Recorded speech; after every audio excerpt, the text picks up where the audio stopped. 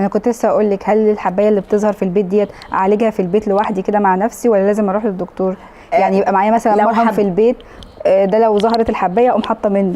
هقول لحضرتك، لو حبايه وحضرتك لجأتي قبل كده لطبيب وعرفك طبيعه بشرتك وعرفك تتعاملي معاها ازاي، مفيش مشكله ان انت تتعاملي مع الحبايه دي في بيتكم بالطريقه اللي الدكتور قالك عليها. تمام. اما هنجود، صدقيني النتيجه مش هتكون احسن حاجه، وهتضطري تلجئي للدكتور، بس هتكون المشكله اكبر وهتكون مكلفه اكتر وهيكون وقت علاجها اطول.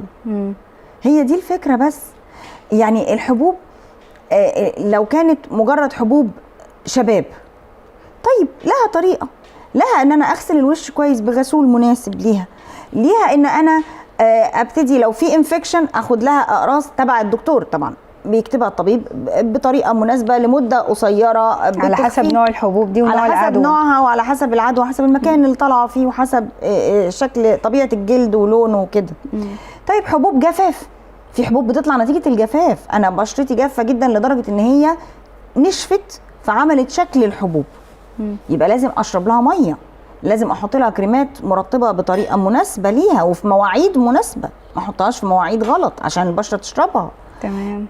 حبوب نتيجه تلوث، نتيجه ان انا استخدمت فرشه ميك اب بتاعت صاحبتي، حطيت بيها شويه ميك اب، صحيح الفرشه نظيفه وصاحبتي جلدها زي الفل، بس صاحبتك وشها بيفرز زيوت، وطبيعه الدهون اللي بتفرز من بشرتها غير طبيعه الدهون اللي بتفرز من بشرتك انت تماما، يبقى ازاي تاخدي من وشها تحطي عندك؟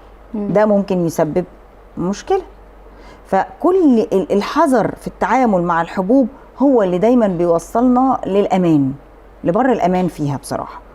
وحتى لو طلعت، وحتى لو الوش ده عنده هو خلقه ربنا بيطلع حبوب شباب، نتعامل معاها بطريقه مظبوطه، ناخد الادويه المظبوطه تبع استشاره الطبيب، لو محتاج جلسات حتى التقشير الكيميائي بيكون في عياده مجهزه وشخص يكون دكتور يكون متخصص في ده، هيعمل لها الجلسه 2 3 هتلاقي نفسها شفيت بامر الله بدون ما تسيب اي علامات.